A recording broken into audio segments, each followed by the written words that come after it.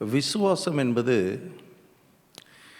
சபைகளிலே போதிக்கப்படுகிற ஒரு வெறும் உபதேசம் அல்ல, வெற்று உபதேசம் அல்ல. Faith is not a doctrine. Faith is a principle. Faith is a law. விசுவாசம் என்பது ஒரு கோட்பாடு. விசுவாசம் என்பது ஒரு விதிமுறை. அந்த விதிமுறையின்படி கட்டாயம் வாழ வேண்டும் என்று நாம் எதிர்பார்க்கப்படுகிறோம். அந்த விதிமுறைக்கு ஏற்றாற்போல் நம்முடைய வாழ்க்கையை அமைத்து கொள்ள வேண்டும் என்று வேதம் எதிர்பார்க்கிறது. இது மக்களுக்கு அநேகருக்கு இது தெரியல பாருங்கள். இது ஒரு பிரசங்கத்தினுடைய ஒரு தலைப்பாக பார்க்கிறார்கள், ஒரு சப்ஜெக்டாக பார்க்குறாங்க. இது ஒரு பாடங்க, விசுவாசம்ன்ற பாடங்கன்றாங்க. விசுவாசன்றது ஏதோ மூளையில் அறிந்து கொள்கிற ஒரு பாடம் அல்ல. விசுவாசம் என்பது அது ஒரு லா, பிரின்சிபல். தேவன் செட் பண்ணி வைத்திருக்கிற, தேவன் இந்த உலகத்தில் நியமித்து ஸ்தாபித்து வைத்திருக்கிற ஒரு கோட்பாடு. அந்த கோட்பாடை நம்ம ஆழமாய் புரிந்து கொண்டு அந்த பிரமாணத்தின்படி நாம் இயங்க வேண்டும் என்று கர்த்தர் எதிர்பார்க்கிறார். ஸோ மார்க் 11:23 அதை அந்த கோட்பாடுகளை ஆண்டவர் சிம்பிளாக ஒரு வசனத்தில் சுருக்கமாக அவர் சொல்லிட்டு போயிட்டார். பட் அதுக்குள்ளே இருந்து பல கோட்பாடுகளை நாம் எடுத்து அதை படித்து புரிந்து கொண்டு அதன்படி நம்முடைய லைஃப்பை கட்டி எழுப்ப கர்த்தர் விரும்புகிறார். ஸோ இப்பொழுது நாம் அந்த வசனத்தில் ஒரு பகுதியை படித்து கொண்டிருக்கிறோம். தான் சொன்னபடியே நடக்கும் என்று தன் இருதயத்தில் சந்தேகப்படாமல் விசுவாசித்தால் அவன் சொன்னபடியே ஆகும் என்று மெய்யாகவே உங்களுக்கு சொல்லுகிறேன். இது கொஞ்சம் ஆழமான பிரமாணம் அல்லது கோட்பாடு, விதிமுறையாக இருக்கிறபடினால இந்த வசனம் அநேகருக்கு ஒரு புரியாத புதிராய் போய்விட்டது. இந்த மாதிரி வசனங்களெல்லாம் ஒதுக்கிடுவாங்க. இந்த மாதிரி வசனங்களை அவர்கள் வாசிப்பதோ தியானிப்பதோ கிடையாது. ஆனால் இதுக்குள்ளே தான் நிறைய விஷயங்களை கர்த்தர் வைத்திருக்கிறார். கர்த்தர் சொன்னபடியே நடக்கும்னு மக்கள் அது நம்புறதுக்கு ஒன்றும் கஷ்டப்பட மாட்டாங்க. வரம்பெற்ற ஒரு ஊழியக்காரர் சொன்னபடியே நடக்கும்னா அது ஒரு பெரிய பிரச்சனை இல்லை. தான் சொன்னபடியே நடக்கும்னு நம்புறதுக்கு அது அவங்களுக்கு ஏதோ மலையவே இருக்கிற மலையை தலைகளாக மாற்றினா எவ்வளோ கஷ்டமோ அவ்வளோ கஷ்டமாக நினைக்கிறாங்க. நான் சொன்னபடி நடக்குமா, நான் சொல்லி நடக்குமா, நான் ஒரு ஆளா, நான் சொல்கிறதெல்லாம் நடக்குமா? ஆனால் மனுஷனாக பிறந்தாலே இயேசு சொல்கிறதின்படி மனுஷனாக பிறந்தாலே அவன் ஆவிக்குரியவனாக இருக்கிறபடினால இந்த இயற்கை உலகத்தை கட்டுப்படுத்துவதற்கு அவன் சொல்லுகிறபடியே ஆகும். அவன் சொன்னான்னா நடக்கும். ஆனால் சொல்கிறபடியே நடக்கும்னு விசுவாசத்தான் தான் நடக்கும். அந்த விசுவாசம் வர்றதுக்கு தான் மக்களுக்கு பெரிய கடலையே பிளக்கிற மாதிரி மக்கள் யோசிக்கிறாங்க. அவ்வளவு கடினமாக இருக்கிறது அவர்களுக்கு. அதுக்கு காரணம் என்னவென்றால் தங்களை குறித்த தவறான படம், அவர்கள் கடந்து வந்த பாதையிலே அவர்கள் சந்தித்த பல அனுபவங்கள், அவர்கள் வாழ்க்கையிலே அவர்களுக்கு நிகழ்ந்த பல சம்பவங்கள், இவைகளெல்லாம் அவர்களை குறித்த தவறான படத்தை உள்ளே பதித்து விட்டது, ஆழ் மனதில் பதிந்து கிடக்கிறது.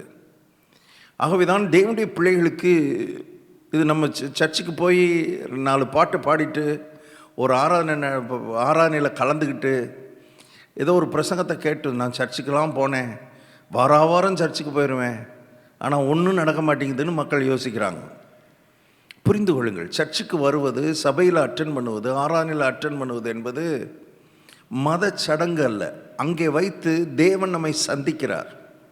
தேவன் பல விதங்களிலே சந்தித்து இதுபோல வார்த்தைகளை நமக்கு கொடுத்து நம்முடைய ஆவிக்குள்ளே பதிந்து கிடக்கிற தவறான பதிவுகளை அவர் அகற்றி சரியான அடையாளத்தை, நம்மை குறித்த சரியான அடையாளத்தை நமக்குள்ளே பதிக்கும்படி விரும்புகிறார். இவைகளெல்லாம் ஒரு உன்னதமான நோக்கத்தோடு கர்த்தர் செய்கிற ஆழமான கிரியைகள் உள்ளே நமக்குள்ளே நடக்கிறது. நம்ம மக்கள், பெரும்பான்மையான சதவீத மக்கள் வெளியே தான் மாற்றத்தை விரும்புகிறார்கள். அவங்க சர்ச்சுக்கு போனாலும் சரி, ஒரு மீட்டிங்கு போனாலும் சரி, ஒரு ஊழியக்காரர்கிட்ட போனாலும் சரி, ஒரு பிரசங்கம் கேட்டாலும் சரி, ஜெபம் பண்ணாலும் சரி, எல்லாம் இந்த வெளிப்பிரகாரமான மாற்றம். ஏதாவது ஒரு அற்புதம் நடந்துடாதா, அது மாறிடாதா, இது மாறிடாதா, அது கிடச்சிடாதா, இது கிடச்சிடாதா அப்படின்னு அதுலேயே தான் மூழ்கி போயிருக்கிறார்கள். கர்த்தர் சொல்கிறாரு, அதெல்லாம் நடக்கும். அந்த மலையே பெயர்த்து நீ தள்ளலாம், மலையவே நீ பெயர்த்து தள்ளலாம். எப்போனா உள்ள சில மாற்றங்கள் உனக்குள்ளே உண்டாகும் பொழுது, அதற்கு உன் உள்ளத்தை திறந்து கொடுக்கும் பொழுது, இருதயத்தை திறந்து கொடுக்கும் பொழுது, மனதை திறந்து கொடுக்கும் பொழுது, உள்ளே ஏற்படுகிற மாற்றம் வெளியே ஆட்டோமேட்டிக்காக கஷ்டப்படாமல் பாருங்கள், கஷ்டப்படாமல், அழாமல், புலம்பாமல்,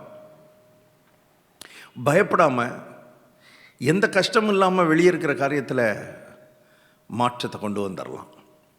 உள்ளே மாத்திரம் தான் கஷ்டமாக இருக்குது. உள்ளே அதுக்கு தான் தேவன் ஊழியர்களை வைத்திருக்கிறார், இதுபோல் போதனைகளை கொடுக்கிறார், வார்த்தையை வைத்திருக்கிறார். இதெல்லாம் தேவன் வைத்தனுடைய நோக்கம் என்னென்னா, மனிதனை உள்ளே மாற்றணும், இன்சைட் அவுட். முதல்ல எங்கே ஆரம்பிக்கிறார் வேலைன்னா உள்ளே ஆரம்பிக்கிறார். அதில் மிக முக்கியமாய் நம்முடைய ஐடென்டிட்டியில் கர்த்தர் கை வைக்க விரும்புகிறார். நம்முடைய ஐடென்டிட்டியை ஃபார்ம் பண்ண விரும்புகிறார். ஏன்னா நம்மளை பற்றி நம்ம என்ன நினைக்கிறோமோ அதில் மாற்றம் ஏற்படாமல் வாழ்க்கை மாறவே மாறாது, சூழ்நிலை மாறவே மாறாது, மலையை பெயர்த்து தள்ளவே முடியாது. ஸோ ஒரு ஸ்டேட்மெண்ட்லேருந்து கர்த்தர் நமக்கு கொடுக்குற அடையாளம் விசேஷமாய் நான் சொன்னபடியே நடக்கும்னு நம்மளை விசுவாசிக்க தூண்டுகிற 3 அடையாளங்கள் நான் சொல்ல ஆரம்பித்தேன். அதை ஒரு ஸ்டேட்மெண்ட்லேருந்து பிதா இயேசுவினிடத்தில் சொன்ன ஒரு ஸ்டேட்மெண்ட், இவர் என்னுடைய நேசகுமாரன், இவரில் நான் பிரியமாக இருக்கிறேன். இதிலிருந்து நாம் எடுக்க ஆரம்பித்தோம். முதலாவது நமக்குள்ள ஆழமாக பதிய வேண்டியது, நான் தேவனுடைய பிள்ளை, தேவனால் பெற்றெடுக்கப்பட்ட பிள்ளை. நம்பர் 1. நம்பர் 2, நான் தேவனால் நேசிக்கப்படுகிற ஒரு பிள்ளை. ஏன்னா பிதா சொன்னார், இவர் என்னுடைய குமாரன் சொல்லலை, இவர் என்னுடைய நேசகுமாரன், பிலவட் சன், என்னால் நேசிக்கப்படுகிற ஒரு குமாரன். ஸோ அன்பு, தேவன் என் மேலே அன்பாக இருக்கிறார். என்னுடைய சூழ்நிலைகள் 1000 இருந்தாலும், எல்லா எதிர்மறையான சூழ்நிலைகளின் மத்தியிலும் எனக்கு ஒரு நிச்சயம் இருக்கிறது, தேவன் என் மேல் அன்பாக இருக்கிறார். பவுலுக்கு இது இருந்தது. அவர் ஏகப்பட்ட எதிர்மறையான சூழ்நிலைகள் அவர் பேசுகிறார். மரணமோ, ஜீவனோ, நாசமோ, மோசமோ, பட்டயமோ, நிகழ்காலங்களோ, வருங்காலங்களோ, இப்படி நிறைய பேசுகிறார் பாருங்கள். உபத்திரவமோ, துன்பமோ, துயரமோ, இவை எல்லாவற்றிலேயும் எனக்கு ஒரு நிச்சயம் இருக்கிறது. I have an assurance that God loves me. எனக்கு ஒரு பெரிய நிச்சயம் இருக்கிறது. இவை எல்லாவற்றிலேயும் நாம் நம்மில் அன்பு கூறுகிறவராலே நமக்கு ஒரு சின்ன உபத்திரம் வந்ததுன்னே எங்கே அன்பு கூறுறாரா இல்லையான்னு தெரியலேன்றோம். ஆனால் அவர் ஒரு பெரிய பட்டியலையே போட்டுட்டு சொல்கிறாரு, இவை எல்லாவற்றிலேயும் நாம் நம்மில் அன்பு கூறுகிறவராலே முற்றும் ஜெயம் கொள்கிறவர்களாய் இருக்கிறோமே. ஜெயம் கொள்றதுனால அவர் அன்பு கூறுறார் இல்லை, அன்பு கூறுறதுனால, அன்பு கூறுகிறபடினால், அவருடைய அன்பினாலே நாங்கள் ஜெயிக்கிறவர்களாக இருக்கிறோம். அன்பு தான் முதல்ல. அன்பை குறித்த வெளிப்பாடு, அன்பை குறித்த வெளிச்சம், அன்பை குறித்த நிச்சயம். இந்த வார்த்தை கேட்டுக்கொண்டிருக்கிற உங்கள் மேல் தேவன் அன்பாகவே இருக்கிறார். அதை எடுத்துக்கொள்ளுங்கள், வாங்கிக் கொள்ளுங்கள், அங்கீகரியுங்கள். அதை அப்படியே அக்செப்ட் பண்ணி அது உள்ளே போகட்டும், உங்களுக்குள்ளே போகட்டும். தேவ அன்பு ஒரு நதி போல, ஒரு வெள்ளம் போல உங்களுக்குள்ளே போகட்டும். பழைய பாடல் ஒன்று இருக்கிறது தமிழில், தேவ அன்பின் வெள்ளம், தேவ அன்பின் வெள்ளம் தேவை. தேவ அன்பின் வெள்ளம், அந்த தேவ அன்பு வெள்ளம் போல உங்கள் இருதயத்தை அருமையானவர்களை நிரப்புவதாக. இன்றைக்கு மூன்றாவது அடையாளத்தை நான் சொல்ல விரும்புகிறேன். இதே ஸ்டேட்மெண்ட்டில், இவர் என்னுடைய நேசகுமாரன், இவரில் நான் பிரியமாயிருக்கிறேன். ஐ ஆம் வெல் ப்ளீஸ்ட் என்று ஆங்கிலத்தில் எழுதப்பட்டிருக்கிறது. ஐ ஆம் வெல் ப்ளீஸ்ட் அப்படின்னு என்ன அர்த்தம் தெரியுமா? நான் என்னெல்லாம் எதிர்பார்க்குறேனோ, நான் எப்படியெல்லாம் இருக்கணும்னு எதிர்பார்க்குறேனோ, என்னெல்லாம் செய்கிற ஒரு நபராக இருக்கணும்னு எதிர்பார்க்குறேனோ அதெல்லாம் செய்கிற, என்னுடைய முழு எதிர்பார்ப்புகளையும் நிறைவேற்றுகிற ஒரு நபராய் இவர் இருக்கிறதுனால ஐ எம் வெரி ஹாப்பி. நான் ரொம்ப சந்தோஷப்படுறேன், நான் ரொம்ப திருப்தியாக இருக்கிறேன். இவரை பார்க்கும்போது எனக்கு அவ்வளோ திருப்தி, எனக்கு அவ்வளோ ஒரு மன நிறைவு. ஏன்னா நான் எப்படியெல்லாம் எதிர்பார்க்குறேனோ அப்படியெல்லாம் இவர் இருக்கிறார். இவர் என்னெல்லாம் செய்யணும்னு நான் நினைக்கிறேனோ அதெல்லாம் செய்கிறவராக இருக்கிறார். இன்னும் நமக்கு புரிகிற விதத்தில் சொல்லணும்னா, என்னுடைய கட்டளைகள், என்னுடைய கற்பனைகள், என்னுடைய பிரமாணங்கள் எல்லாவற்றையும் 100க்கு 100 நிறைவேற்றுகிறவராக இருக்கிறார். இதுவரைக்கும் என் பிரமாணத்தை இந்த மாதிரி நிறைவேற்றின ஒரு ஆள் கூட இந்த பூமியில் கிடையாது. எத்தனையோ ஆபிரகாம் வந்தான், ஈசாக்கு வந்தான், யாக்கோபு வந்தான், யோசேப்பு வந்தான், தாவீது வந்தான், ஏசாயா வந்தான், எரேமியா வந்தான், பெரிய பெரிய பக்தர்கள், தீர்க்கதரிசிகள், ஆசாரியர்கள், ராஜாக்கள் எல்லாரும் வந்தார்கள். ஆனால் இயேசு கிறிஸ்துவை போல என்னை திருப்திப்படுத்தின, என்னுடைய மனதை குளிர பண்ணின ஒரு நபரும் கிடையாது, ஒருவராகிலும் இல்லை. ஸோ இவ்விதமாய் எல்லாவற்றையும் நிறைவேற்றி என்னுடைய இருதயத்தை திருப்திப்படுத்துகிற ஆளுக்கு பேர் என்னன்னா நீதிமான். அதான் நீதிமான். இப்போ கர்த்தர் புதிய ஏற்பாட்டில், பழைய ஏற்பாட்டில் பிரமாணங்களை கொடுத்து, இந்த பிரமாணங்களை நிறைவேற்றினா நீ நீதிமான், நிறைவேற்றுவான்னு பார்த்தார், ஒருத்தர் நிறைவேற்றலை. இப்போ இயேசு நிறைவேற்றுகிறவராய், அத்தனையும் 100க்கு 100 நிறைவேற்றுகிறவராய் இருக்கிறபடினால் அவரை நீதிமானாய் கர்த்தர் பார்த்து, 100க்கு 100 நீதிமானாய் பார்த்து, இவரில் நான் பிரியமாக இருக்கிறேன் என்று சொல்கிறார். நான் சொல்கிறேன், இந்த நாளிலே இதுதான் நமக்கு தேவையான மூன்றாவது நிச்சயம், நம்மை குறித்த அடையாளம், தேவன் கொடுத்திருக்கிற அடையாளம். புதிய ஏற்பாட்டில், பழைய ஏற்பாட்டில் இந்த அடையாளத்தை பெறுவதற்கு பலர் முயற்சித்தார்கள், இந்த அடையாளத்தை பெற முடியலை. புதிய ஏற்பாட்டில் நாம் முயற்சிக்காமல் விசுவாசித்தாலே இந்த அடையாளத்தை கர்த்தர் நமக்கு கொடுக்கிறார். கிரியைகளினாலே நாம் நீதிமானாக்கப்படுவதில்லை, பிரமாணங்களை நிறைவேற்றுவதனால நீதிமானாக்கப்படுகிறதில்லை. நம்முடைய சார்பிலே 100க்கு 100 பிரமாணங்களை நிறைவேற்றி முடித்த கிறிஸ்துவை விசுவாசிக்கிறபடினாலே, அவரை விசுவாசிக்கிற அந்த விசுவாசத்தினாலே கர்த்தர் விசுவாசிக்கிற மனிதனை, இயேசுவை விசுவாசிக்கிற மனிதனை, இயேசுவை எந்த அளவு நீதிமானா கர்த்தர் பார்த்தாரோ அதில் ஒரு இன்ச்சு கூட குறையாமல் அதே அளவு நீதிமானாய் கர்த்தர் இந்த மனிதனையும் பார்க்கிறார். இது நம்முடைய கிரியைகளினால் உண்டானதல்ல. புதிய ஏற்பாட்டில் கல்வாரிக்கு பின்னால், சிலுவைக்கு பின்னால், இதுதான் ரோமர் நிருபம் முழுவதும் கர்த்தர் பேசி வச்சிருக்கிறார், எழுதி வச்சிருக்கிறார். ஒரு மனிதனை நீதிமானாக்குவது அவனுடைய கிரியைகள் இல்லை. ஒரு மனிதனை நீதிமானாக்குவது கிறிஸ்துவின் மேல் அவன் வைக்கிற விசுவாசம். விசுவாசத்தினாலே நீதிமானாக்கப்படுகிறான் என்று வேதம் சொல்கிறது. இப்போ கிறிஸ்துவ விசுவாசிக்கிறீங்களா? நீங்கள் இயேசுவை விசுவாசிக்கிறீங்களா? அப்படின்னா அந்த விசுவாசத்தினாலேயே பரலோகம் உங்களை 100க்கு 100 நீதிமானாய் பார்க்கிறது. நீதிமான்னா என்ன அர்த்தம் தெரியுமா? பாவின்ற வார்த்தைக்கு ஆப்போசிட் தான் நீதிமான்.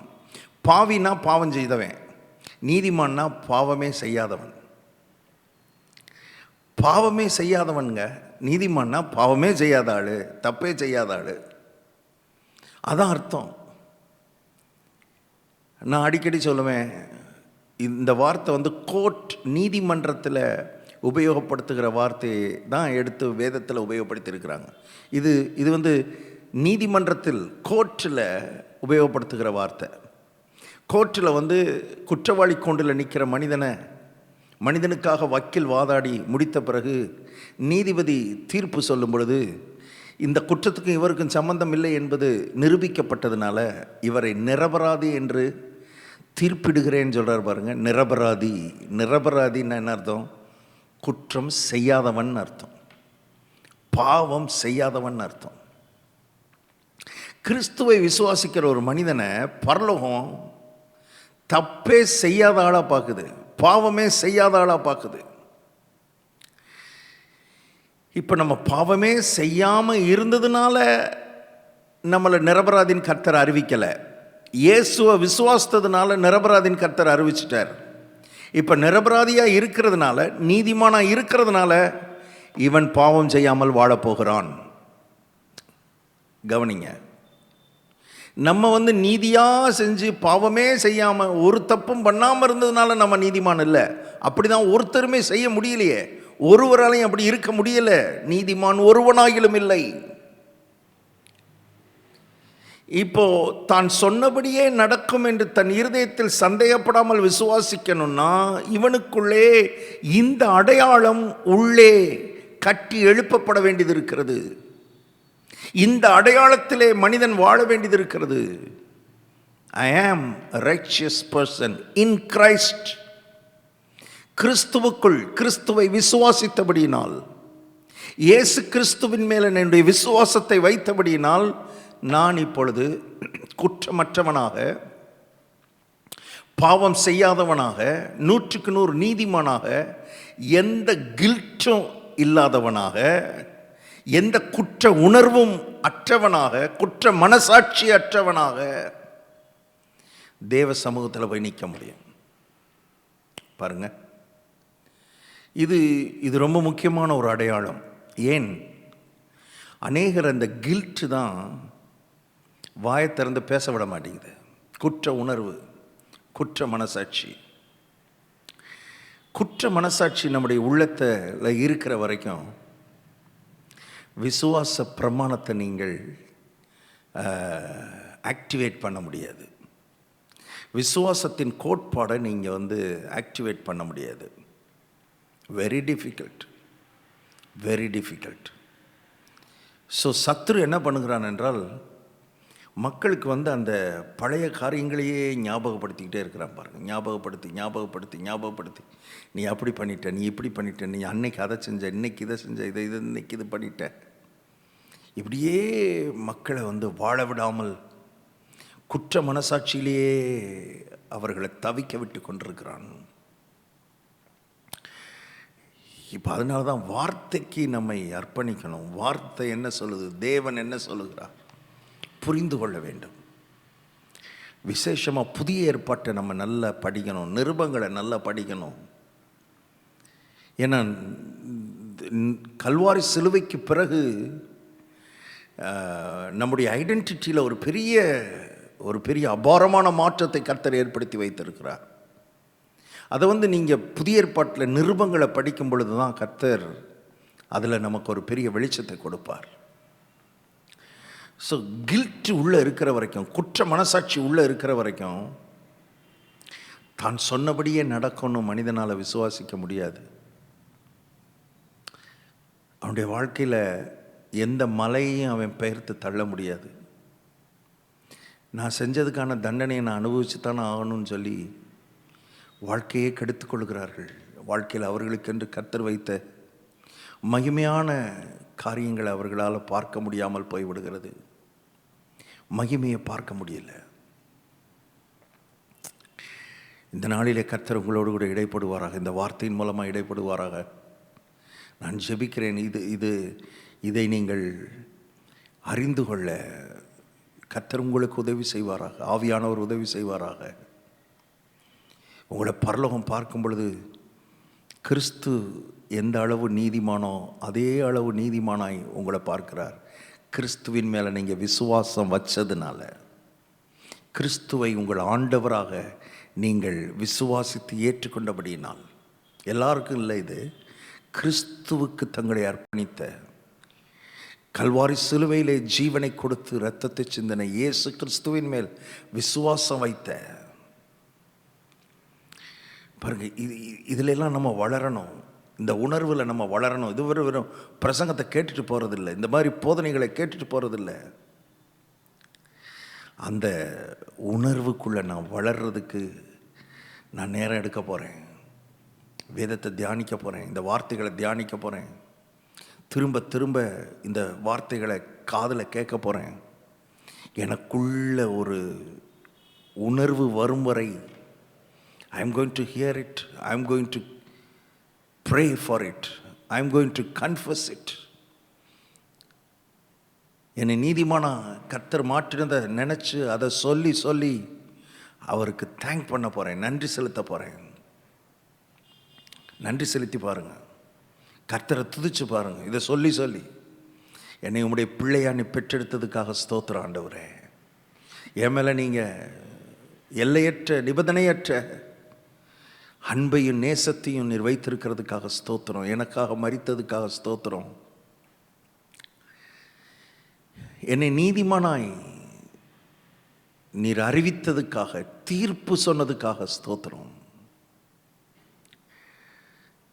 இந்த 3 காரியத்தை நீங்கள் திரும்ப திரும்ப உங்கள் வாழ்க்கையில் ஒரு ஆழமான உணர்வுக்குள்ளே வரணும்னு கர்த்தர் எதிர்பார்க்கிறார். இந்த 3 காரியம். 1, நீங்கள் தேவனுடைய பிள்ளைகள். 2, நீங்கள் தேவனால் நேசிக்கப்படுகிற பிள்ளை. 3, நீங்கள் நீதிமான். பாவி இல்லை. பாவின்ட்டு வரக்கூடாது. ஏன்னா பாவின்றது உள்ள ஆழமாக சத்துரு பதிச்சு விட்டுருக்குறான். நான் பாவி, நான் பாவி, நான் பாவி, பாவி பாவி பெரும்பாவி, தூக்கி குப்பையில் போடணும் இப்படிப்பட்ட எண்ணங்களை. ஏன்னா மனுஷனுடைய இருதயத்தின் நினைவு எப்படியோ அப்படியே அவன் இருக்கிறான். வேதத்துக்கு நேராக நம்முடைய இருதயத்தை திருப்பணும், வார்த்தைக்கு நேராக நம்முடைய சிந்தையை திருப்பணும். It takes time, it takes some effort. இதுதான் எஃபர்ட்டு. வசனத்துக்குள்ளே போகிறது தான், அதுதான் ஒரு முயற்சி. வார்த்தைக்குள்ளே போய் வார்த்தையை எடுத்து உள்வாங்கி அந்த முயற்சியில் இறங்கணும். அது நல்ல முயற்சி, அது ஒரு நல்ல லேபர். பாருங்கள், நம்ம எப்படியாவது நீதிமானாயிரணும்னு பிரயாசப்படுறதில்ல. இல்லை, அந்த அதுதான் தவறான பிரயாசம். அப்படி பிரயாசப்பட்டு தான் பழைய ஏற்பாட்டு மக்கள் எல்லாரும் தோற்று போனார்கள். இன்றைக்கி அநேகர் தெரியாமல் அப்படி பிரயாசப்பட்டு எப்படியாவது கர்த்தர்கிட்ட நல்ல பேர் எடுத்துடணும், கர்த்தர் முன்னால் நான் போய் நிற்கணும், எப்படியாவது அதை பண்ணி அதையும் பண்ணி எதை பண்ணி நீங்கள் அங்கே போய் நிற்க முடியாது. விசுவாசிக்கணும். கிறிஸ்து என் சார்பிலே என்னுடைய பாவத்திற்கான தண்டனையை மாத்திரமல்ல, என் பாவங்களையே சுமந்து தீர்த்தார். இப்போ என்கிட்ட அந்த பாவமே இல்லை, நான் தேவனுடைய நீதி ஆகிவிட்டேன். ஒரே ஒரு வசனத்தை வாசித்துட்டு நம்ம ஜெபம் பண்ணுவோம். 2 கொரிந்தியர் 5ஆம் அதிகாரத்தில் கடைசி வசனம், நாம் கிறிஸ்துவுக்குள் தேவனுடைய நீதி ஆகும்படிக்கு. வெரி பவர்ஃபுல்லான வேர்டு நான் சொல்கிறேன். நாம் கிறிஸ்துவுக்குள் தேவனுடைய நீதி ஆகும்படிக்கு பாவம் அறியாத அந்த கிறிஸ்துவை, அந்த இயேசுவை நமக்காக பாவமாக்கினார். நமக்காக அவரை பாவமாகவே ஆக்கிட்டார். எதுக்காக ஆக்கினார்? அவருக்கு ஒரு ஃபோட்டோ வச்சு, அவருக்கு ஒரு மாலையை போட்டு, இன்றைக்கி நிறைய பேர் அதான், அவர் பாவம், ஐயோ பாவம், சிலுவையில் அடிச்சிட்டாங்க, நல்ல கண்ணு திறக்கப்படட்டும். அதுக்கு இல்லை, ஏதோ அவருக்கு மரியாதை கொடுக்கணும், கனப்படுத்தணும், துதிக்கணும், ஆராதிக்கணும், ஆராதனைக்கு பாத்திரர், துதிக்கு பாத்திரர். ஆனால் த வெரி பர்பஸ் என்னன்றதை கவனிக்கணும். எதற்காக அவர் பாவமாகி அத்தனை தண்டனை, அத்தனை வேதனை, அத்தனை பாடுகளை எதற்காக அனுபவித்தார் அப்படின்னா, நாம் அவருக்குள் தேவனுடைய நீதியாகும்படிக்கு, தேவனுடைய நீதியாகும்படிக்கு, நாம் அவருக்குள் நீதியாகும்படிக்கு இல்லை, தேவனுடைய நீதியாகும்படிக்கு. ஒரு நியூ டெஸ்டமெண்ட் தியாலஜியன் இதை குறித்து எழுதும் பொழுது என்ன எழுதுகிறார்னா, ஒரு புதிய ஏற்பாட்டு வேத வல்லுனர் எழுதுகிறார், ஒரு பெரிய இறையியல் நிபுணர், அவர் இந்த கிரீக் லாங்குவேஜ் எல்லாம் படித்தவர். தேவனுடைய நீதி ஆகும்படிக்குன்னா என்ன அர்த்தம் தெரியுமா? தேவன் எந்த அளவு நீதி உள்ளவரோ, தேவனுக்கு சொந்தமான நீதி, தேவன் எந்த அளவு நீதி உள்ளவரோ அதே அளவு நீதியை உடையவனாய் இவன் மாறுபடிக்கு. பவர்ஃபுல்லான ஸ்டேட்மெண்ட். அந்த அளவு கர்த்தர் இந்த மனிதனை பார்க்கிறார். தேவன், இது மனிதனால் உண்டானதல்ல, இது மனிதனுடைய முயற்சியினால் உண்டானதல்ல, இது தேவனுடைய ஈவு, தேவனுடைய ஈவு. அதனால தான் கர்த்தர் நினைக்கும் பொழுது, கிறிஸ்து நினைக்கும் பொழுது நம்முடைய உள்ளம் நன்றியால் நிரம்பணும், வாய் துதியினால் நிரம்பணும், கண்கள் கண்ணீரால் நிரம்ப வேண்டும். அந்த அன்பை நினைத்து, தேவனுடைய கிருபையை நினைத்து, தேவனுடைய இரக்கத்தை நினைத்து, தேவன் எந்த அளவு நீதி உள்ளவரோ அதே நீதி உடையவனாய் இவன் மாறுபடிக்கு. righteousness which belongs to God அப்படி சொல்றார் அவர்.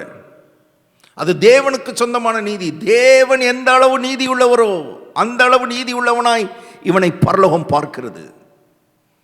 பயங்கர ஸ்ட்ராங்கான வார்த்தை இது.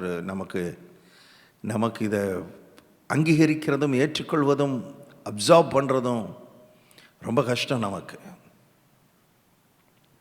பட் அதான் உண்மை. தாழ்த்தணும், கல்வாரிக்கு முன்னால் தாழ்த்தணும், சிலுவைக்கு முன்னால் தாழ்த்தணும், இரத்தத்துக்கு முன்னால் தாழ்த்தணும்.